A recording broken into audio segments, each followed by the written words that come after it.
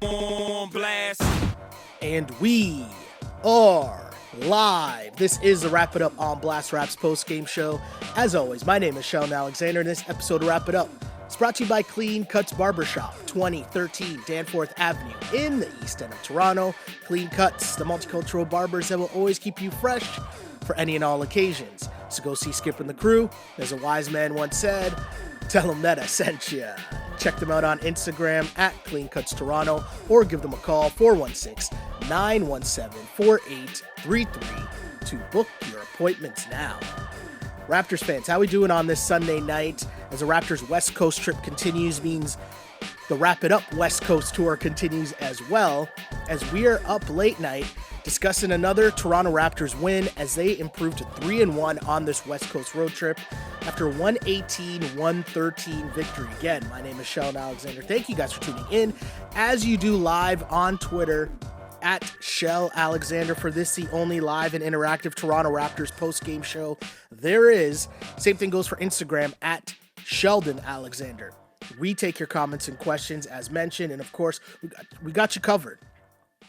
We know it's late night, so we got the podcast people that'll be listening to this in the morning on their morning commutes. Shouts to those people, whether you're listening on iTunes, Spotify, SoundCloud, YouTube, Google Play, all that fun stuff. We really appreciate you for joining in on this, the movement that is the Wrap It Up podcast. Again, if you're looking to like and subscribe, just know that On Blast is the network, Wrap It Up is the show. So let's get to the shits. Raptors looked very sluggish in this game. This game to me was one of those, we're not really into it. We're going to try to just hang around. Hopefully it's close and we can win it late. But this was a kind of ugly game, if you ask me, from the Raps in terms of their defense wasn't really on point at any point, really, during the game. I mean, their bench, they got absolutely nothing from their bench. And I say nothing, but literally is why I look up the stats. They had 7 points from their bench, so not much contribution there. Pascal struggled for most of the game again, but came up big late. And it was a Norman Kyle show. So lots to talk about here on the Wrap It Up podcast after the Raptors improve, as mentioned, to 3-1 on this road trip. In fact, it's the first time the Raptors have had two winning road trips that involve at least 5 games in a season. That's pretty big. That's a big deal. When you think about how tough these road trips can be, especially now when you're talking about going through to 2 LA teams, which we know are 2 beast mode squads, but Sacramento's a good team. They got Utah tomorrow night on the second night of a back-to-back. Denver, obviously, is one of the top teams in the West. So for you to have the ability to go out on these West Coast trips and come back home with winning records, that's a legit team right there. That is what this Toronto Raptors organization has become, just in terms of a team that doesn't really give away games. I mean, I'm saying this now ahead of what could happen in Utah tomorrow night when the Raps obviously will be on the second night of a back-to-back and their starters carried a lot of the load in this game. But at the end of the day, credit where credit's due. Raps get the win. They're trying to sort out their bench. Marc Gasol is back in the lineup for the first time. Also on a minutes restriction after he missed, I think it was 15 games with a hamstring injury. So super interesting stuff there. So many places we could start, and I think we got to start with Pascal Siakam because he's going to be the talk of the town because he had a great fourth quarter, or what we call winning time here on this podcast, where Pascal scored. He had 11 points total in the fourth quarter, but my guy had 8 straight buckets for the Toronto Raptors, or 8 straight points, pardon me, not buckets. You know what I'm trying to say, right? Down the stretch, Pascal, once again, and this is a second straight game where he struggled with his shooting. The shooting did not look good throughout the entire game. And then credit to Nick Nurse, credit to Kyle Lowry. They don't care about what happened during the game. They're making the point that down the stretch in winning time, Pascal is our guy, and we're going to try to win games going through him. And here's the thing. Nick Nurse said this. He said so much after the All-Star break that was a plan going forward for the rest of the season to really try to see how Pascal would do in those situations where he's a guy in crunch time. And let's be honest, he's delivered. So here's the thing, right? Because everyone's going to be breaking down what's going on, or maybe you just look at the stat line. And the overall stat line seems good. 23 points, 7 of 15 shooting. I mean, the 2 of 8 from 3 isn't a good look, but we'll get to that in a sec. But also 8 rebounds, 5 assists, 3 steals. Solid night for Pascal Siakam. But what I like to do on this pod is kind of like dive a little deeper. Try to maybe find explanations to what we're seeing as Raps fans, right? Try to see the greater reasons behind the trends that are happening. And again, Pascal down the stretch, money.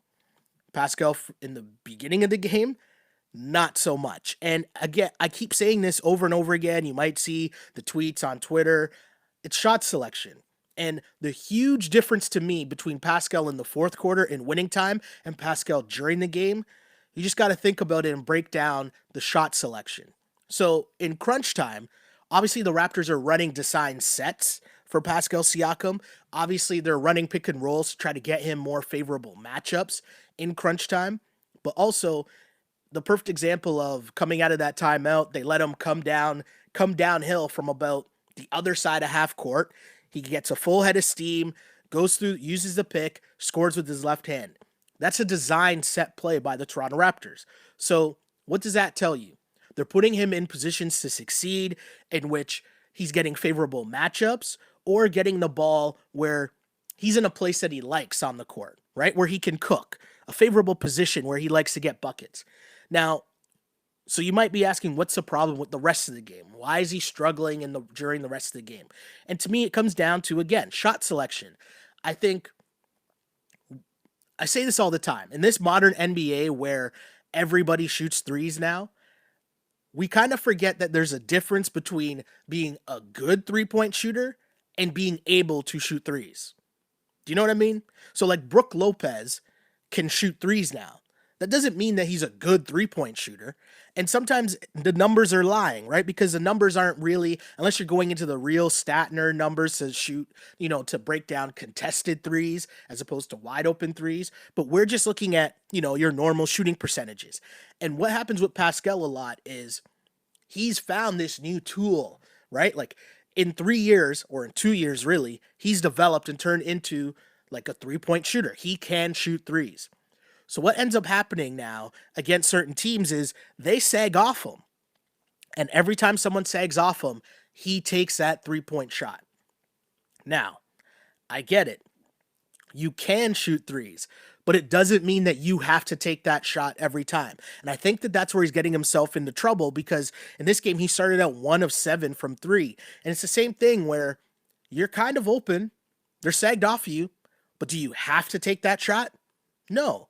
And going back to making the comparison again between what's happening during the game and what's happening in crunch time is he's getting the ball within the flow of the offense, within a designed play call, within a designed set, meaning the rest of the team is moving in unison to create him this shot or create an opportunity where maybe if he drives, there's other options off the ball movement where, hey, Norm's wide open for a 3 or Kyle's open for a 3 or there's someone else rolling to the basket. Does that make sense? Whereas I feel during the game, a lot of the times it's kind of they pass him the ball and everyone stands and watches him, and then he just tries to either barrel to the basket or shoot that 3.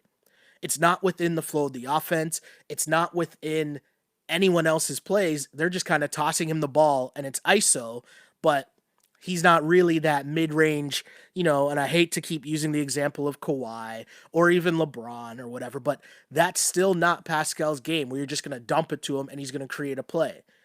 That's, to me, is a difference as to why you're seeing him be successful in crunch time and winning time and why his shots have been kind of off for the majority of the past 2 games.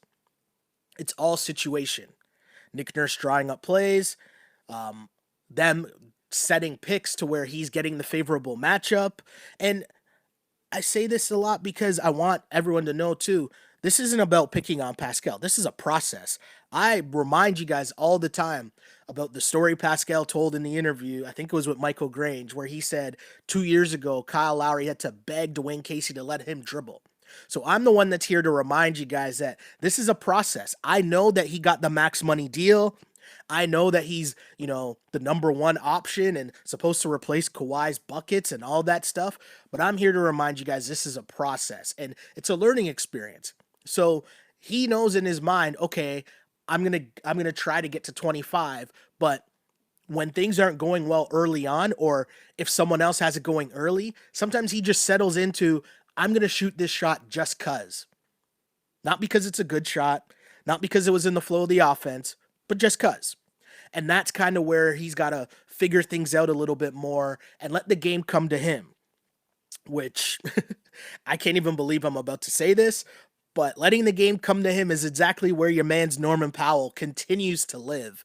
As Norm has another banging game, Norm with 31 points on 11 of 21 shooting, Norm 6 of 12 from beyond the arc, 5 assists for Norm as well. Sorry, let me stop here for a sec, because you got to give credit to Norm, Pascal, and Kyle, each with at least 5 assists in this game. That's great production from your top 3 scorers at the offensive end.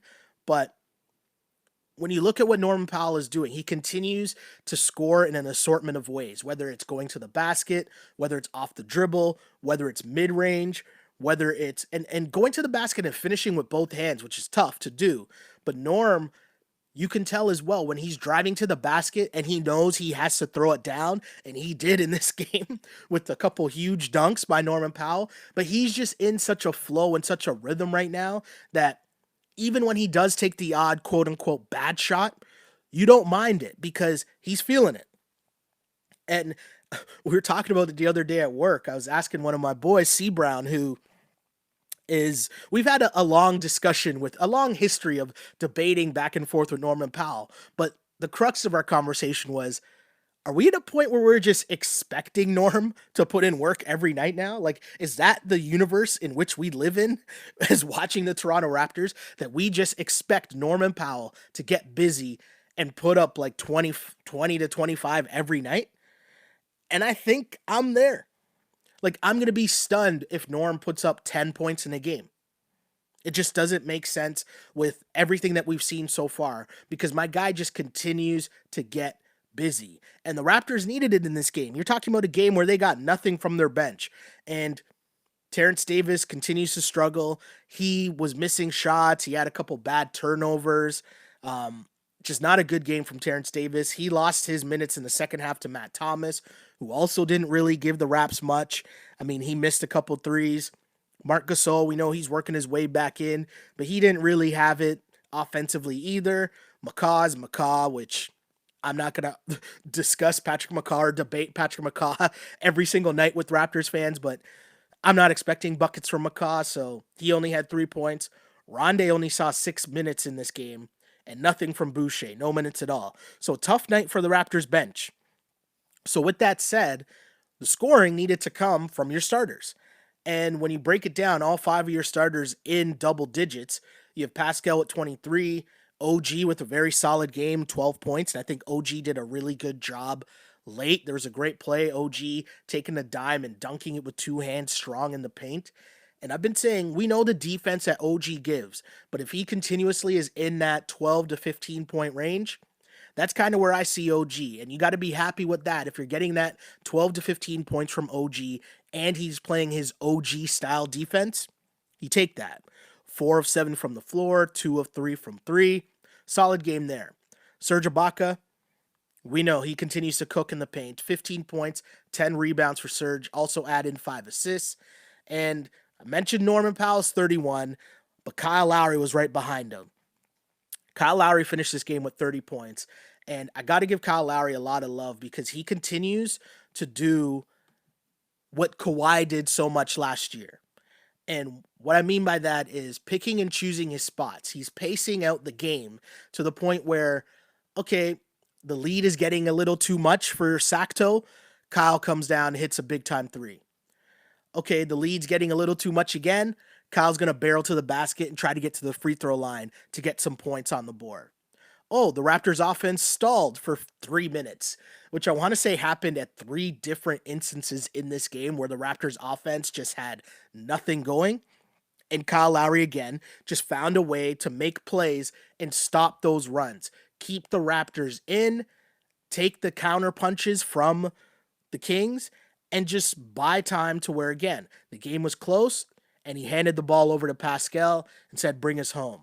But Kyle Lowry, He did it in the second quarter, keeping the game close. He had 11 points in that second quarter to keep it close, and in fact made the play to get Norm a three, which gave the Raps the lead at the half, which they probably didn't really deserve. Raps didn't have it on defense at all, and in fact, the Kings were just dominating the ball in the paint, and that was the key for Sacramento early. And as much as Sacramento was dominating in the paint, I want to say 30 of their first 46 points were in the paint for Sacramento.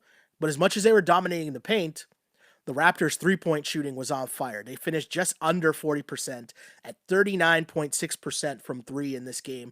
Raptors 19 threes made in this game. 6 from Norm, 6 from Kyle, 2 from Pascal, 2 from OG, 1 from Serge. Just solid three-point shooting all around, minus Pascal.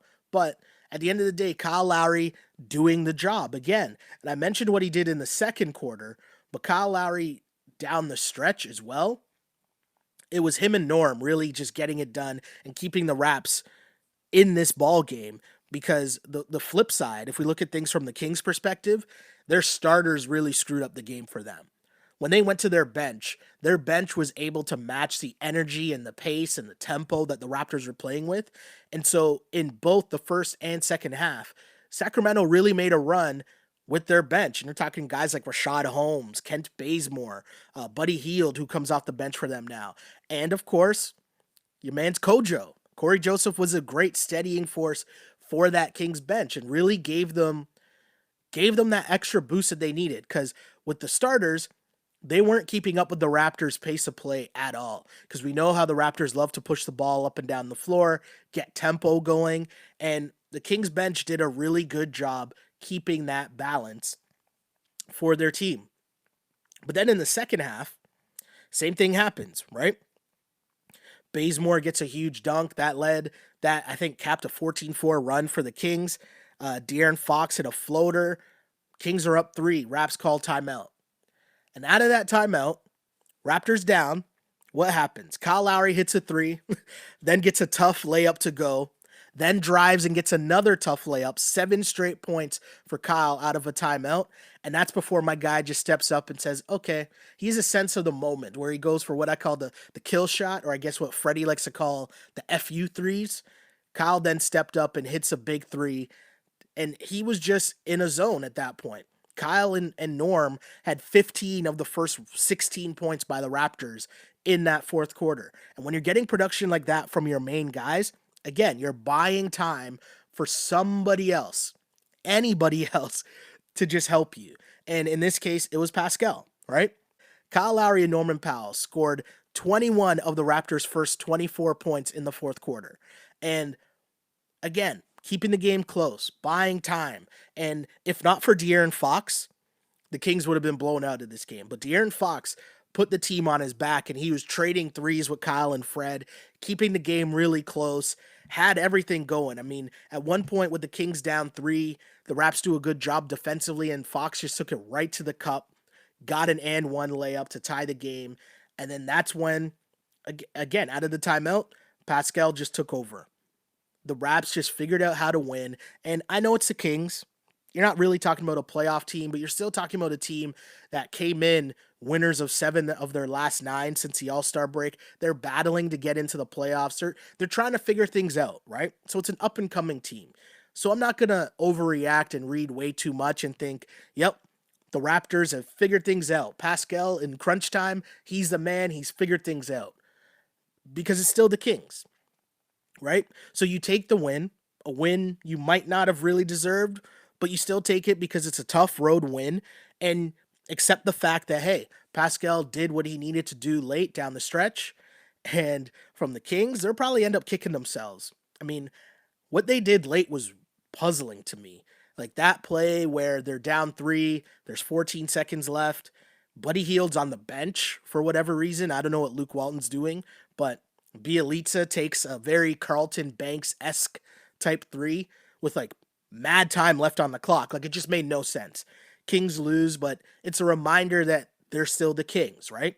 But you see the signs there of potential, and Buddy Hield has been doing a bit better coming off the bench. It's fitting into that role, I guess. But De'Aaron Fox, man, that dude is a gamer.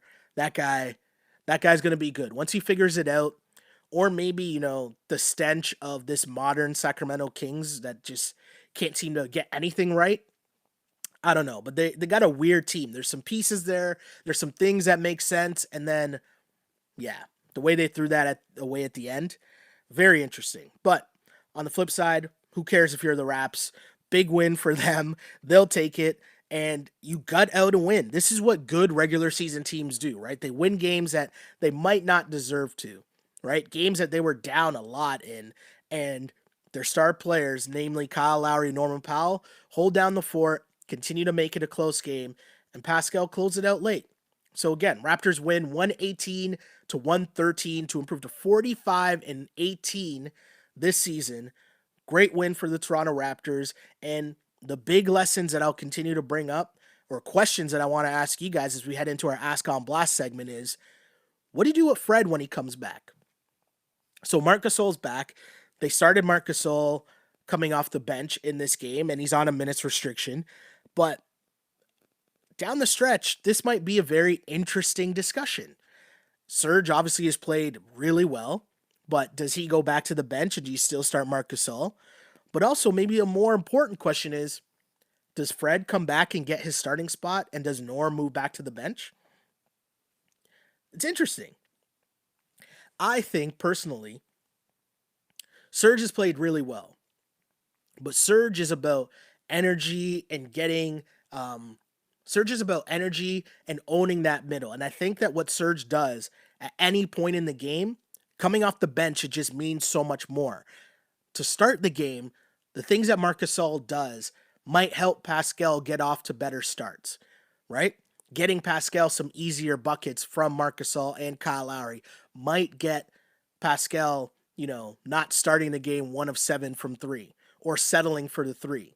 So I like the idea of keeping Marc Gasol in the starting lineup, but hey, that doesn't mean that Serge still can't get the majority of the minutes, and obviously it doesn't mean that Serge can't finish the game. I'm just talking about starting the game. Now, the flip side of that is Norm. We're talking about how Norm's just had it cooking now for a solid month, where Norm is just getting busy, and he's playing really well.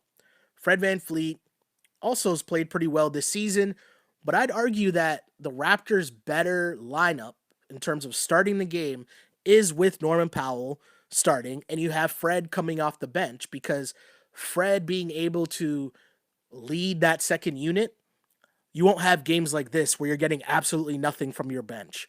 And I just think Fred VanVleet has the ability to, take kind of the part of his game that he's developed this year, being a starter, in terms of, I think he's done a way better job of getting others involved as well as scoring.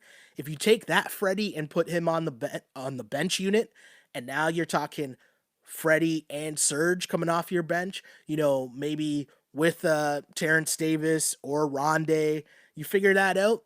I think that's pretty interesting. I've always thought that heading into the playoffs, it's going to be really tough to play Kyle and Fred a lot of minutes together, and especially starting, just because I think other teams will make that a matchup problem. You're just giving a team an easy matchup to start the game. I've always thought that the destiny of this team come playoff time, or the best place for Freddie, for this team come playoff time, is Freddie coming off the bench. Now, hey, again, that doesn't mean who gets the most minutes and who ends the game. We all know that Nick Nurse will figure that stuff out. But to me, that's a very interesting thing to see what happens down the stretch here, how that sorts out. But if you're asking me, and I'm going to ask you guys to start this Ask on Blast segment, I'm going to roll out with Marc Gasol still going to start, Serge going to come off the bench, and I think I'm going to have Norman Powell in your starting lineup, just because I think Norm not only has earned it, but I just think it's a better overall fit having, or more traditional backcourt in terms of Kyle and Norman Powell, with OG and Pascal and Marc Gasol, as opposed to having Fred and Kyle in that backcourt. I just think that's you're asking for matchup problems, because the other part of the playoffs is it's not going to be run and gun and up and down as the Raptors have been so successful this season, right? The Raptors' success has come from pushing the play, getting up and down, and not really letting the game settle into half court where teams can expose that Kyle and Fred backcourt matchup, right? They've done a great job of pushing the pace. Now, just style of play alone in the playoffs tells you that that's not going to be, the possessions aren't going to be like that. And I'm using if you watch the Clippers Lakers game earlier today, or even that Lakers Bucks game on Friday night, that had a playoff type intensity, but it was also it's a reminder of how the playoffs are played. Possessions are a lot more valued. So teams are running or walking the ball up the floor, setting up more plays, seeking out proper mismatches. It's not really getting out and running, which has been the success for the Raptors this season. As Sportsnet Stats put this out earlier, Raptors lead the NBA in fast break points per game this season at 19.4 points per game. And a reminder, a lot of that comes from Kyle and Fred, pushing the ball, pushing the pace, doing that consistently. Now, can you do that in the playoffs? Maybe. I don't know. I really don't know. I don't think so, and history tells us that you can't, but I don't know. Stranger things have happened, right? So let's get to some comments here because I really want to know what you guys think as the Raptors win. Also, just they continue this great run. What do you guys think of the starting lineups going forward? Who should be in the lineup? Who should be out of the starting lineup? Let me know what you think. Again, this is called our Ask on Blast segment because we are interactive on this, the Wrap It Up podcast. So, wanna bet UFC, okay, on Twitter says Serge and Fred off the bench. Both close games, though, with Mark and OG and Norm sitting depending on the situation. Yeah, I mean, that's what I said, right? Serge and Fred coming off the bench. And the reminder, too, the really reason I enjoy this comment is because I think the key factor here is that doesn't really tell you what's going to happen at the end of the game or even for the majority of the game, because we know that's going to be based on what happens throughout the game, what matchups, just who's having more success that game. I'm just talking about starting the game, right? So totally agree there. Fringe Fan Wiki on Twitter says 2 solid 4 generals throughout the game. So that's kind of more my point as well. If you split up Kyle and Fred, you're kind of at least going to you're banking on having one of them on the floor at all times, right? That way you're not having games like this, which are few and far between, but still you can't have that happen in playoff time. But you don't want to have a situation where you're having 3-minute, 4-minute offensive droughts. So if you split Kyle and Fred up, have one of them coming off the bench, Fred, then your chances of having that are completely less, right? Another comment here is asking, should OG be in to close games? I believe his defense makes him a must on the court. I totally agree. Basketball, we get all distracted by, fancy dunks, 3-point shooting, all that. But there's a reminder constantly that basketball is played at two ends of the floor. And a lot of times, especially in crunch time, a defensive stop is just as important as getting a bucket. And so you need someone like OG on the floor who his whole mindset is just to play lockdown defense. His whole mindset is, I got to get on the glass. You need that. So I think definitely OG should be on the floor to close games. And I also think that he's becoming a more reliable finisher, whether it's at the basket or even he's not hesitating to take that 3 if need be. So I like OG being on the lineup. Let's switch to Instagram here. Ann brings up a good point. Ann says OKC is closing games with 3 guards and it's working for them. Obviously that's Dennis Schroeder, our guy SGA, and Chris Paul. And yeah, it is working really well for them as they had another great win today against the Boston Celtics. And I think it just comes down to your team, right? It comes down to your team. It comes down to where your scoring is. And when you look at OKC, they need to play those 3 guys because they need the scoring from all those 3 guys. That's just how their team is constructed, right? You're not going to get many buckets from Steven Adams that aren't created from one of those 3 guys. Gallo, maybe here and there, but if you're going to look at OKC, I'm going to say that 80%, if not more, of their baskets are made by plays made by three of those guys, whether it's Schroeder, whether it's Chris Paul, or whether it's SGA. So everything goes through those three guys. So that's why those three guys play and they're three guards. It's by necessity. The Raptors, I think, have different options. The Raptors can match up to different teams in different ways. You saw it tonight. There was a lineup that Nick Nurse threw out that had Serge, Marc Gasol, and Pascal as their front line. And that's just another option that the Raptors have. And they can do that because you can get scoring from other places. You can dump it to Serge in the post and he can make a play, right? Pascal can get a bucket if you give him the ball. Even Gasol, they don't do it as much, but if you dump it to Gasol, he can get a bucket. OKC, I think they're more playing those three guys out of necessity. Those are just their three best players that they need in the lineup at all times. Jay picks up and says Rockets play more guards on the floor, which is totally true, but I think the Rockets as well are another example of everything goes through Russ and James Harden. And, Eric Gordon obviously is a big score for them. And the Rockets, I think, are just a completely different example than anyone else. So, yeah. Austin says, no one is saying Freddie and Lowry can't play together. We just need one of them on the court at all times. Great point there by Austin, because I think that is really the key here. The Raptors are just better serviced if one of those guys are on the court at all times. And you're not relying on everyone's favorite Raptor. I say this sarcastically, obviously, but if you're not relying on everyone's favorite Raptor, Patrick McCaw, to be leading the offense, right? Or to be that quote unquote point guard. So it'll be super interesting to see. Glow Girl Smile says Norm and Freddie interchangeable because as well as Gasol and Ibaka, same thing. It's based off playoff matchups. Keeping the other team guessing is a good Nick Nurse strategy. It's true. It also just shows the options the Raptors have. Like, this is a good problem to have, right? Like, I'm not saying that playing Kyle and Fred is horrible.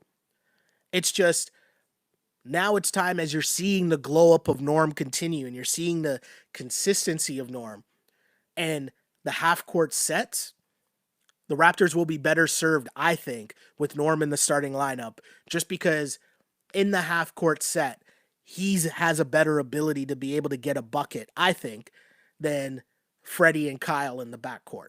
And also, Norm is a very good defender, too. And you might run into a situation where you need a little bit more size or a little more grittiness from that two-guard spot than having Kyle or Fred trying to guard, let's say, Jaylen Brown or Gordon Hayward. But, again, good problems to have. It's a very good conversation. Austin says fast pace is how we won the finals. Totally true, but that's just against Golden State, right? Like Golden State, that was the matchup. That was the way the Raps had to play against Golden State to beat them.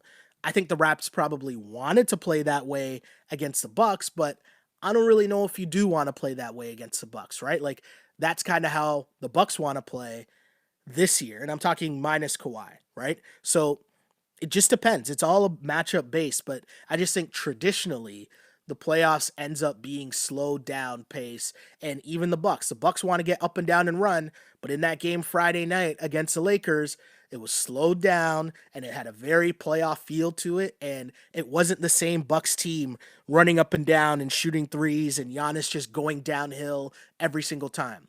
There were bits and pieces of that, but it just wasn't the same as you normally see the Bucks play because it had that playoff feel. But it's still a good point there by Austin for sure. Let's see some more comments. Len says, I think this team's biggest weapon is its ability to adapt based on what the matchup dictates. So platooning Norm and Fred VanVleet based on matchup won't be a terrible idea. It's a very interesting point, Len. I totally agree with you. I think that's a thing to work. It's definitely a thing to think about. And that's kind of how Nick Nurse makes his money. Making adjustments on the fly. He's definitely not afraid to try things. And also what we've seen from this 2 years under Nick Nurse is he's totally cool to roll the dice and shake things up and try different lineups. So we're probably going to get a good look of a bunch of different things. And I would assume Fred doesn't play against Utah because you bring him back. If he doesn't play for this game, the Raps next game isn't until next Saturday. So you might as well just give him the one more game off and let him come back next Saturday, have a full extra week to just rest and rehab. So it's an interesting, it's very interesting. Very interesting. I want to see how it goes on, but it's a great test for the Raps for sure to see how that would work out. What else we got here? More comments. Norm can't match up against most threes defensively. I mean, OG would be your three, right? In your starting lineup. So Norm's mostly, you're talking about two guards. Sanjay says, Norm with back-to-back 30 pieces. Didn't think I'd be saying that this season. Norm's just, I don't know if that's that Mamba mentality. I don't know if it's watching Kawhi cook from a whole season. I don't know what it is, but Norm's been in the lab, and my guy is confident. So Gordon's asking, who do I think the first line should be? Yeah, I definitely think the starting lineup, again, should be Kyle, Norm, OG, Pascal, and Marc Gasol.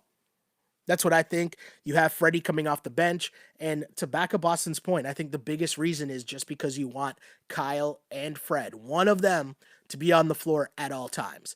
That way you're not running into trouble. And I bet you, we've seen Terrence Davis struggle a little bit as of late, right?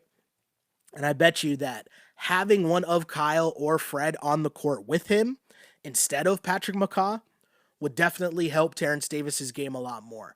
That way he's not pressing. That way, if you notice, I feel like a lot of his shots have turned into just settling for three-pointers as well.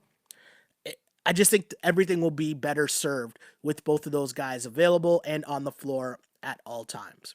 You guys have been great rocking with us here on these late night games. One more to go as the Raptors are in Utah, which will be a very tough game as they got a lot of stuff from the starters, not much from the bench.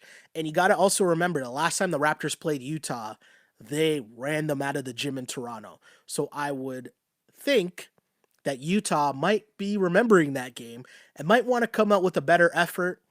I mean, the Raptors have shown signs that they don't basically just come out and get blown out. But if there was a game where you're going to look at and you would say, okay, I understand, it might be tomorrow in Utah. Raps on the second night of a back-to-back. Utah's at home. Utah got smashed by the Raps in Toronto the last time they played. Raptors having heavy minutes from their starters tonight, not much from their bench at all. I mean, I've been surprised by the Raptors on many occasions this season. And if they come out and have a solid game tomorrow and win in Utah, I will be thoroughly impressed by the Toronto Raptors. But hey, at this point, I got to stop being surprised by this Raps team in the regular season, right? Like, that's really where we're at. I got to stop being surprised by the Raps at this point. There's a bunch of good comments here still coming in, so I'll read a couple more. Alex says, Fred can help stabilize the bench, but I agree. It depends on the matchup, who starts and who comes off the bench. And again, I'm loving the backcourt of Norm and Kyle. Freddie should come off the bench for the first 3 games when he returns. Totally agree as well. And, oh, sorry, I hit the wrong button there. But also, just the way that this team works and the way that Nick Nurse has been able to juggle and, like, there's nobody really upset about the minutes. It just goes to show just kind of what the Raps have here. And I wonder what happens when this team is at full strength. How many minutes does Rondé get? Chris Boucher didn't play at all tonight.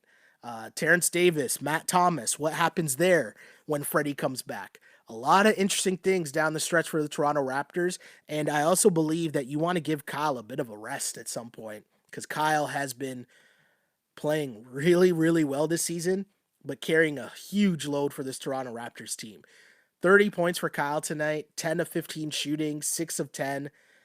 Wow. Solid night for Kyle Lowry. Solid night for the Toronto Raptors as they win again, 118-113. Thank you guys for tuning in to this Wrap It Up podcast, as you do live and interactive on Twitter at Shell Alexander. Same thing goes for Instagram at Sheldon Alexander. And of course, we repackage this and it ends up online for your morning commute, where you can listen to us on iTunes, Spotify, SoundCloud, Google Play, YouTube, all that fun stuff. We're here for you, the Wrap It Up podcast, to break down everything going on in Raptors land, night in and night out, and also take your comments, as this is going to be a very interesting stretch run for the Toronto Raptors. A lot of decisions to be made, and hey, Nick Nurse has been doing it so far, and as Nick Nurse continues to be in that Coach of the Year debate, he's got some interesting moves to be made down the stretch, and we'll be right here to break it down with you.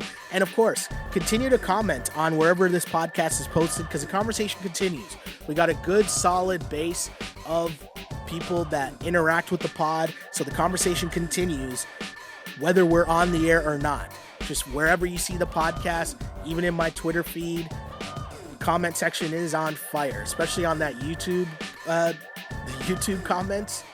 It gets pretty heated, but it's good basketball talk by diehard Raptors fans, and that's why we're here on Sunday night. It's now 12:30 on the East Coast, and hey, this is why we created this platform for big games like this, where the Raptors come up and win very interesting games.